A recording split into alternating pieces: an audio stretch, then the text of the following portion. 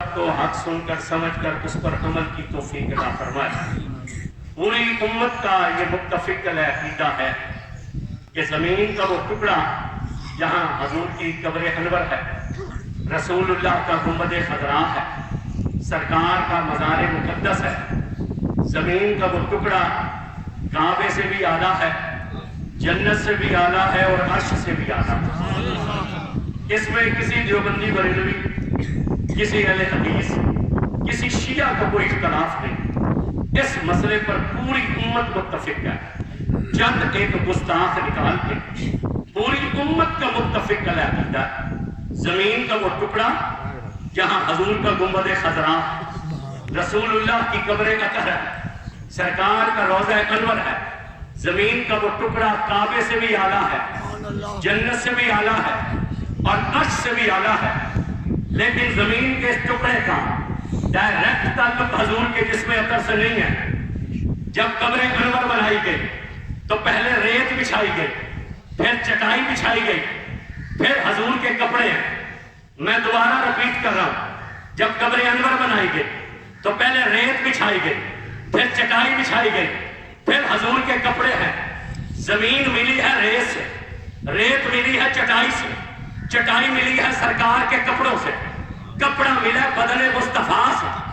پھر دوبارہ دوہرا رہا ہوں، زمین کا تعلق ہے ریت کے ساتھ، ریت کا تعلق ہے چٹائی کے ساتھ، چٹائی کا تعلق ہے کپڑے کے ساتھ، کپڑے کا تعلق ہے حضور کے بدن اطہر کے ساتھ۔ تو زمین کا جو ٹکڑا تین واسطوں کے ساتھ حضور کے بدن سے مل جائے، وہ کعبے سے بھی اعلیٰ ہے، وہ جنت سے بھی اعلیٰ ہے، وہ عرش سے بھی اعلیٰ ہے۔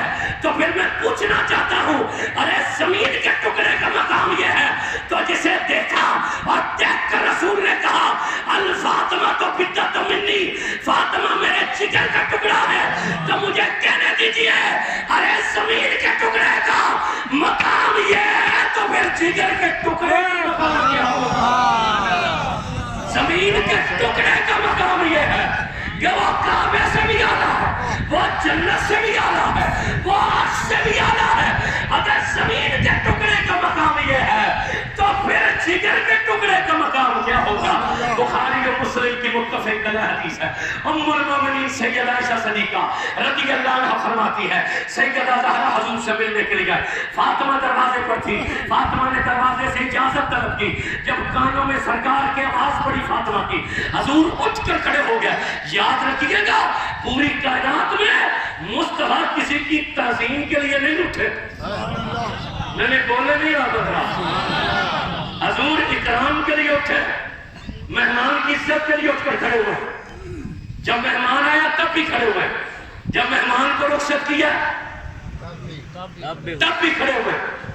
اسے کوئی یہی لگا دے گا اس کو ان کے لیے کائنات میں مصطفیٰ اگر اٹھتے ہیں تو صرف فاطمہ زہرا کے لیے اٹھتے ہیں۔ حضرت عائشہ فرماتی ہے رسول اٹھ کر کھڑے ہوئے۔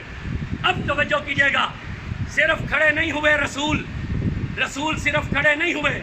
حضرت عائشہ صدیقہ ام المومنین مومنوں کی ماں فرماتی ہے رسول صرف اٹھ کر کھڑے نہیں ہوئے، فرماتی ہیں رسول چل کر دروازے پہ میں نے جس کے کلیجے میں ٹھنڈ پڑنے کو رسول چل کر دروازے پر گیا، رسول نے پردہ ہٹایا، فاطمہ کو دیکھا، اپنے کلیجے سے لگایا، فاطمہ کا منہ چوما، فاطمہ نے بابا کے ہاتھ چومے۔ اب رسول نے فاطمہ کا ہاتھ پکڑا اور پکڑ کر اس مقام پر آئے جہاں بیٹھے تھے۔ ام المومنین کہتی ہیں جب رسول آئے نا، اب وہاں پہنچ کر رسول نے کیا کیا، اپنے کندھے سے وہ چادر اتاری جس کی رب نے قسم اٹھا کر کہا یا سبحان اللہ، کالی کیوں نہیں ہوئے؟ کہتی وہ چادر اتاری، چادر اتار کر مصطفیٰ نے وہ چادر بچھائی اور بچھا کر کہا فاطمہ تجھ پر میرے ماں باپ قربان بیٹھ گئے، بولے نہیں تجھ پر میرے ماں باپ قربان بیٹھ جائیے۔ بھائی صدیق اکبر سے لے کر آخری صحابی تک 1,40,000 صحابہ ہیں جو صحابی کی سرکار کے دربار میں آیا، اس نے یہی کہا کہ آپ کا امی و ابی یا رسول اللہ، یا رسول اللہ میرے ماں باپ آپ پر قربان۔ تابعین نے یہی کہا، تابعین نے یہی کہا، صالحین کا عقیدہ یہی ہے، اولیاء کا عقیدہ یہی ہے۔ ہر غوث قطب نے کہا یا رسول اللہ میرے ماں باپ آپ پر قربان، اور ہر سنی کا بھی یہی عقیدہ ہے کہ یا رسول اللہ میرے ماں باپ آپ پر قربان۔ پوری امت یہ کہتی ہے کہ یا رسول اللہ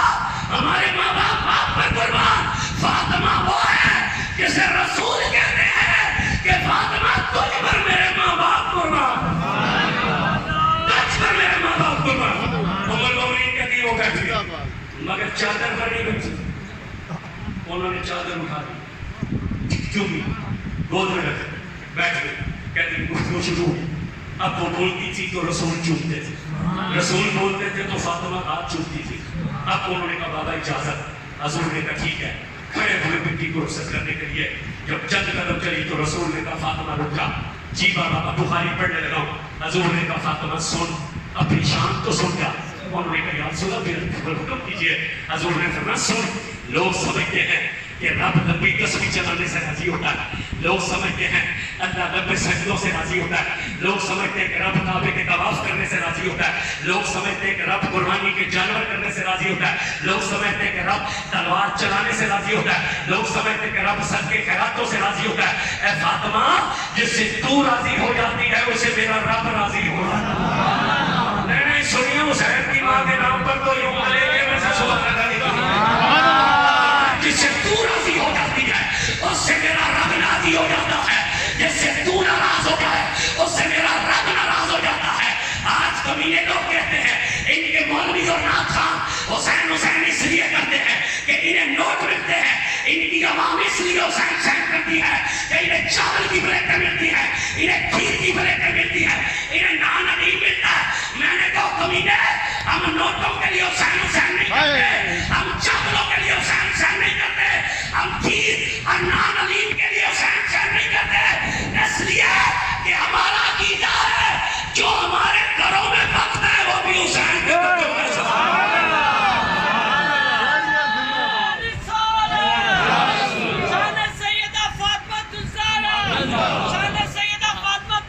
جو ہمارے گھروں میں پکتا ہے وہ بھی حسین کے بچوں کا سطرہ پکتا ہے. توجہ کیجیے گا, میں آپ کے سامنے جملہ کھول مسئلہ کھولنا چاہتا ہوں. بھئی آپ ایک کافر کو جنت جب کلمہ پڑھا دے تو آپ کی جنت ہوگی.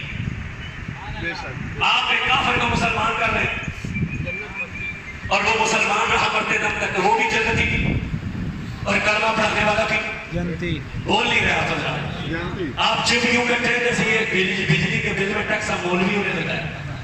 نہیں ہمیں نہیں لگا, بولنا پڑے گا آپ کو. آپ کلمہ پڑھا لیں, کافر کو مسلمان ہو جائے, مرتے دم تک کلمے پر پابند رہے, جنتی ہے کہ نہیں؟ بولے نہیں آپ, بولنا تو پڑے گا. جنتی ہے کہ نہیں؟ اچھا جو کلمہ پڑھ رہا ہے وہ جنتی, تو جو کلمہ پڑھا رہا ہے نہیں بولے نہیں ابھی بھی آپ, جو پڑھ رہا ہے وہ جنتی ہے, تو جو پڑھا رہا ہے تو جیسے 90 لاکھ ہندو کو کلمہ پڑھا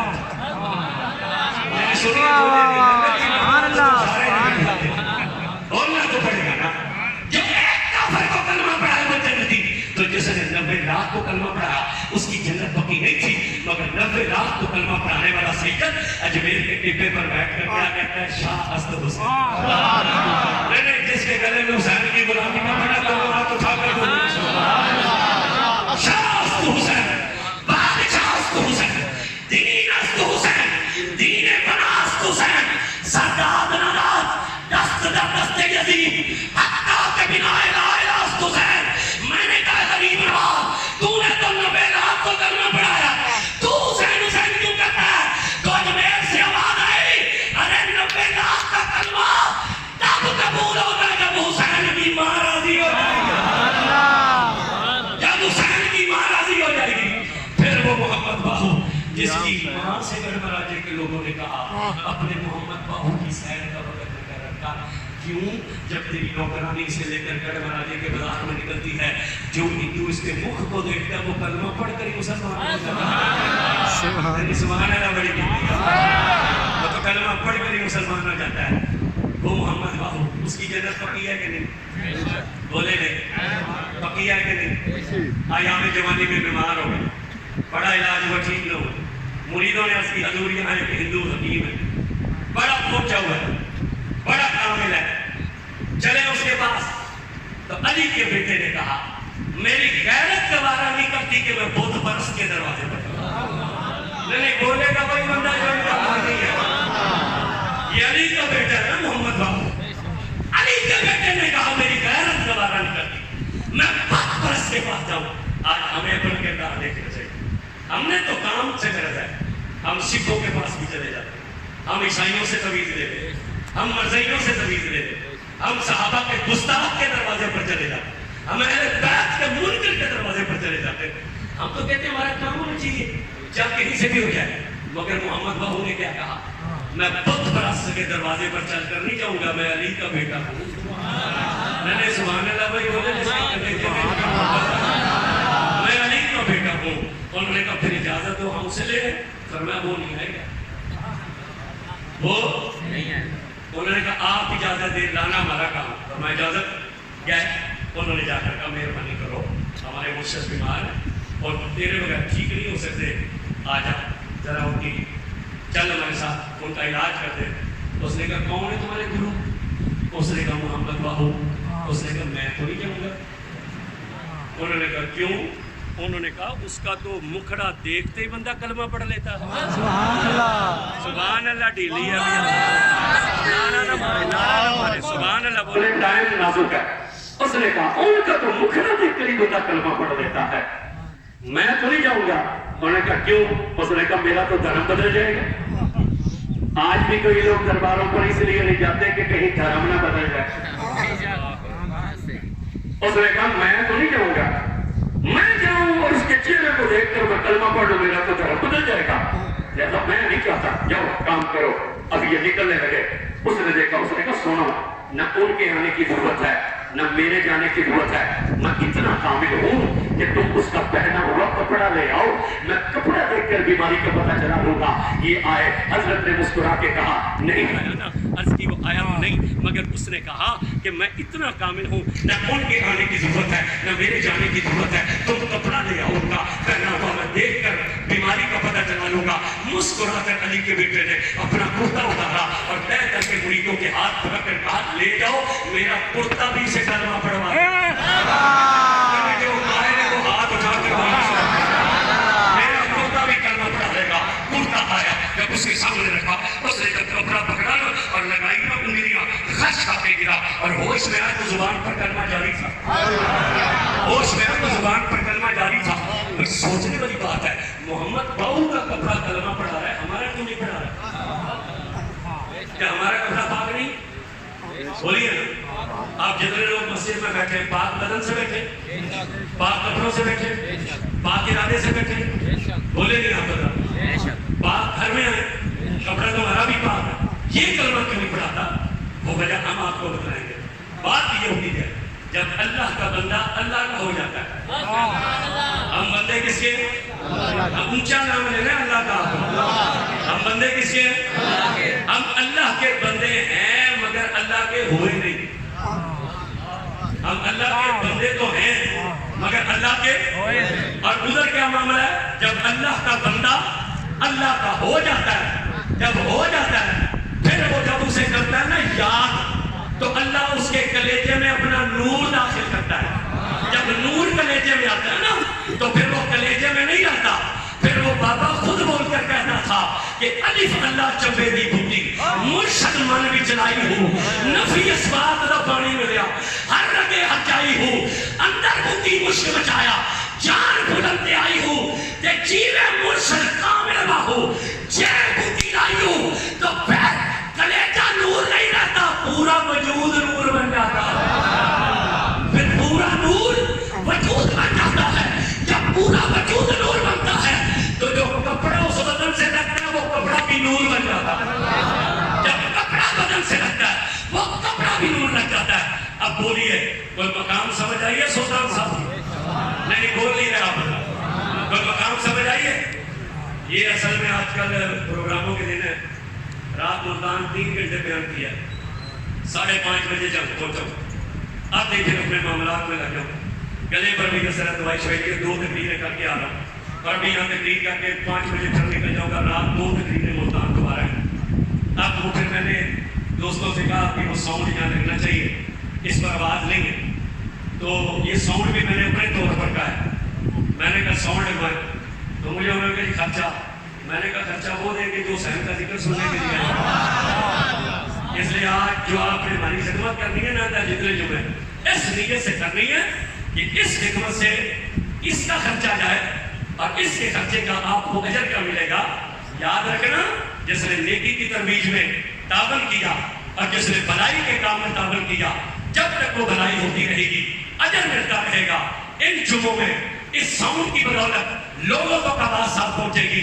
کسی کے کلیجے میں حسین کا عشق آ گیا نا, مرتے دم تک اس کی نیکی کا اجر تمہیں ملتا رہے گا.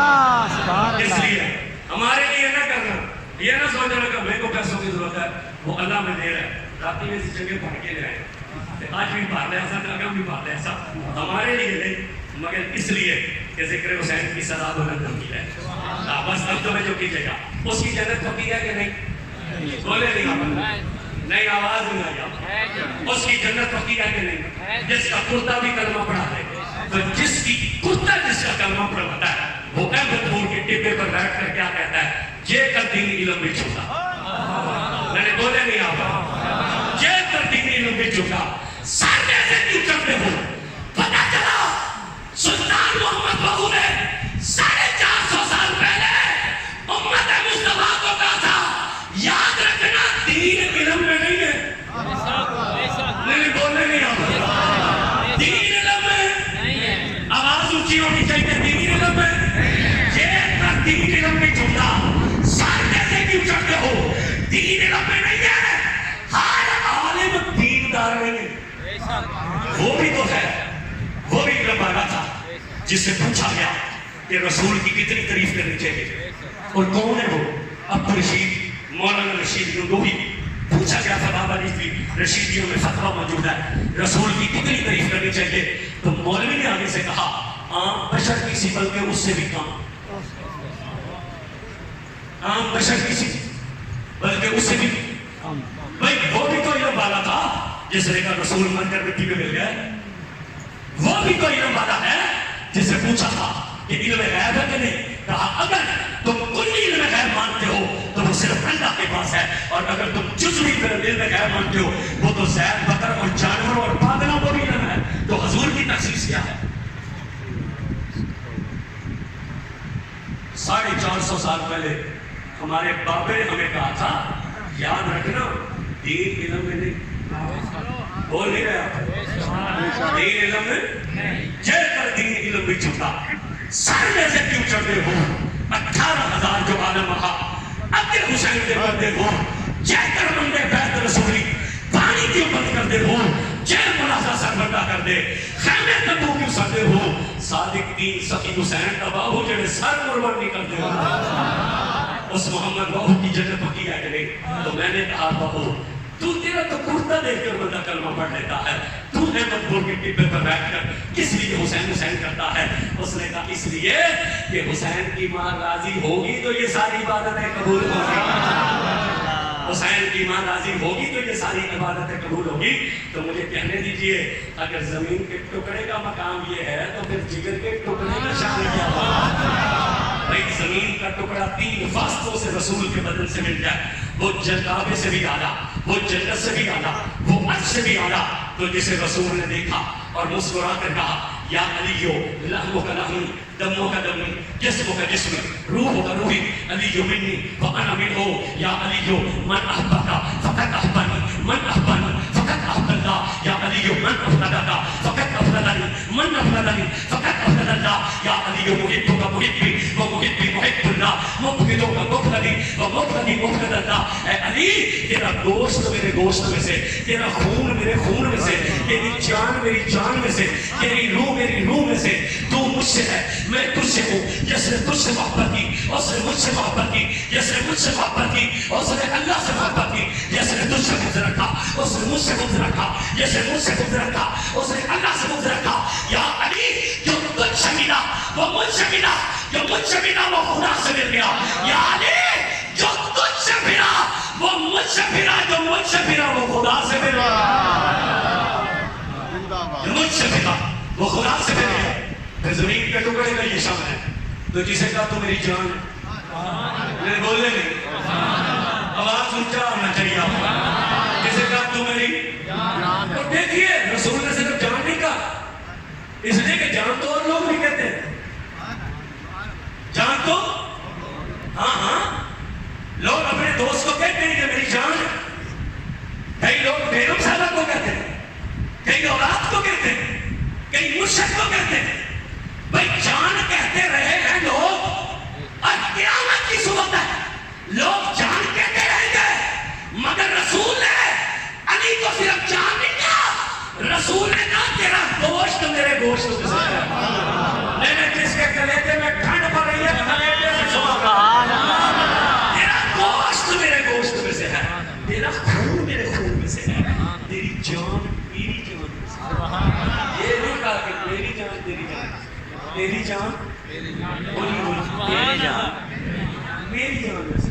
اور تیری روح میری روح میں سے، تو مجھ سے ہے، میں تجھ سے ہوں۔ آج کبھی یہ لوگ کہتے ہیں صحابہ اور اہل بیت میں بڑی دشمنیاں تھی، صحابہ نے بڑے ظلم کیے، دروازہ گرا دیا، آگ لگا دی، بی بی کو مارا، ساری زندگی فاطمہ سجے ہاتھ سے تصویر نہیں پڑھ سکتی تھی کہ فاطمہ کی تصویر ٹوٹ گئی تھی۔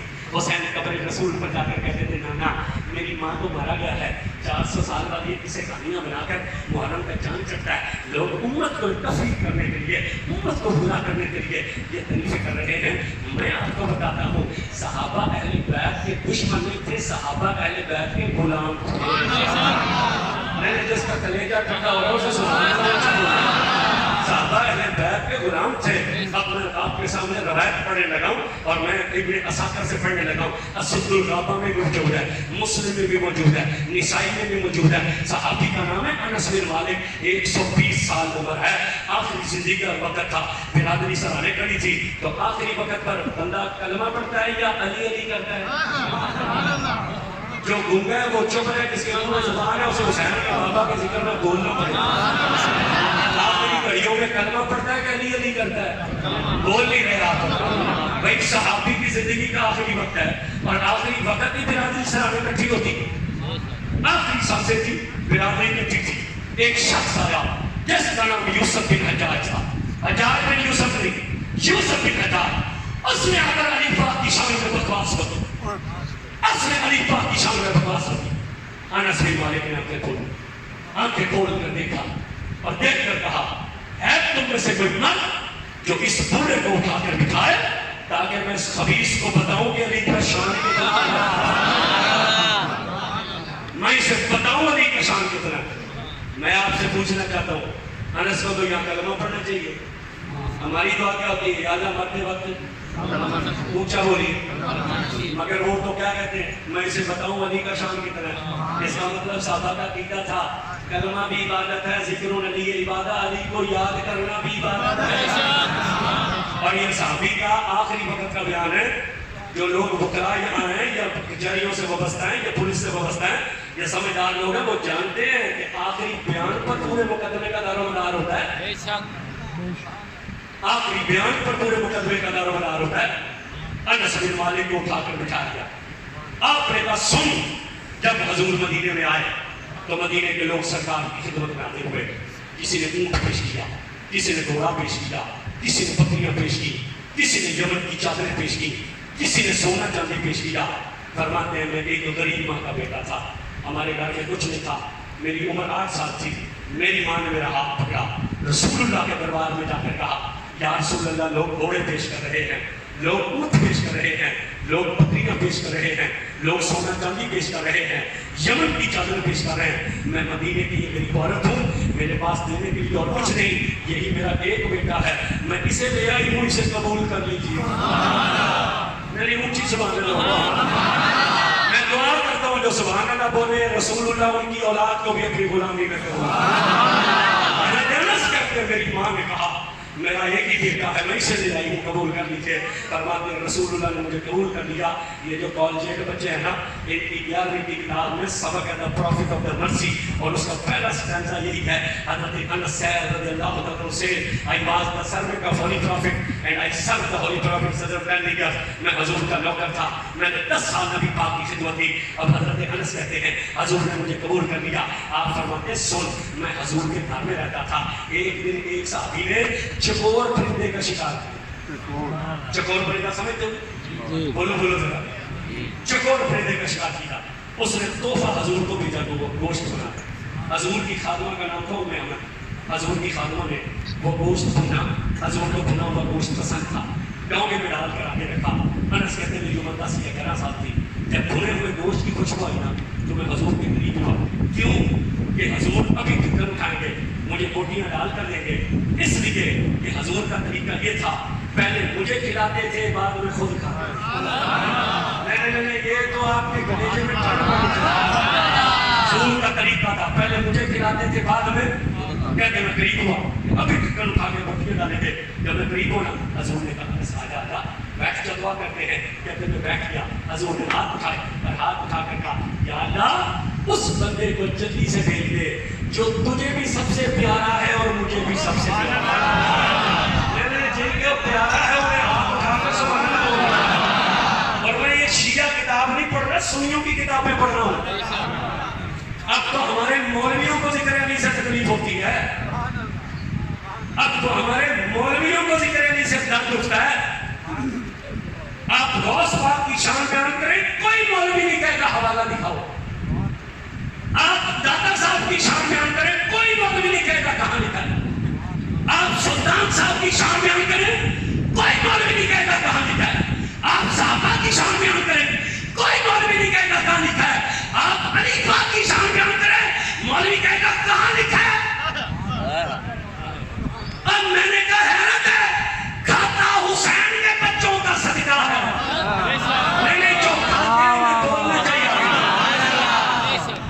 ارمان یہی تو ہے نا، لوگ کھاتے بنسن کا صدقہ ہے، اور جب ان کی شان کی باری آ جائے ان کے چہرے پر بل پڑ جاتے ہیں۔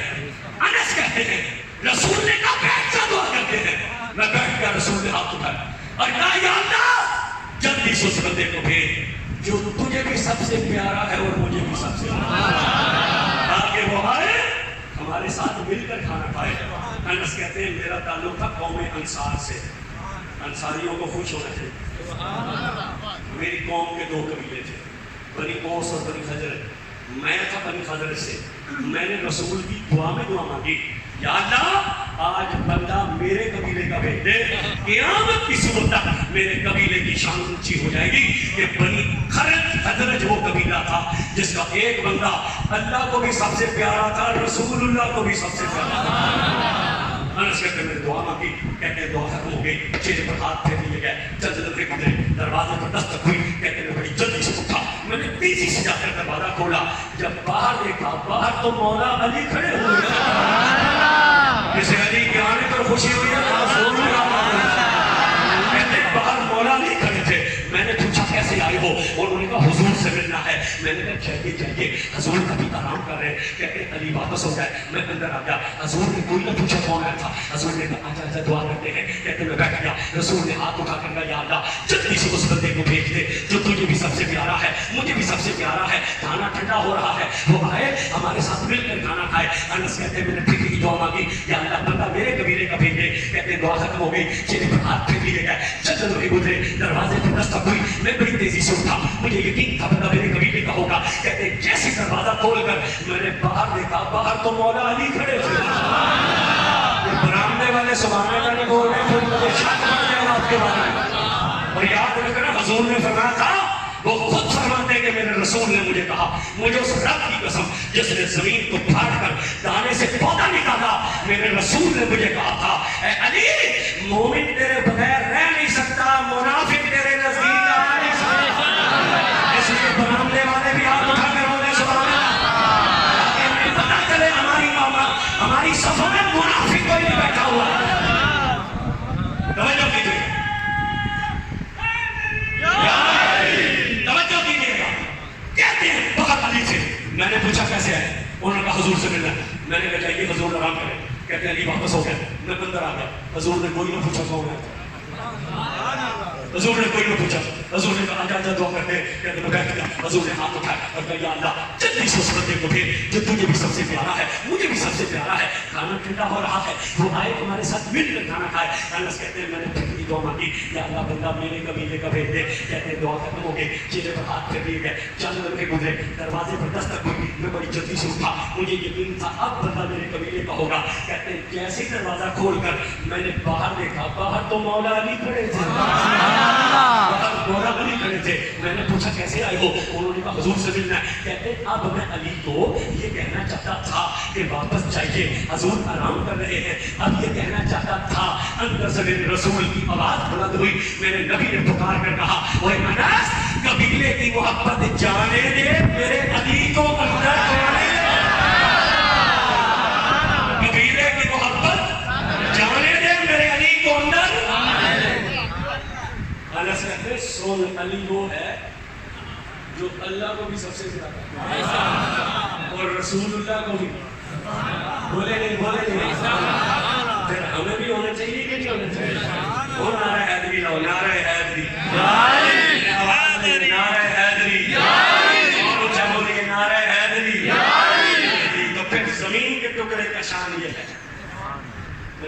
تو میری جان ہے. بھول گئے جسے کہا تو میری پھر اس کی شان کیا ہوگی؟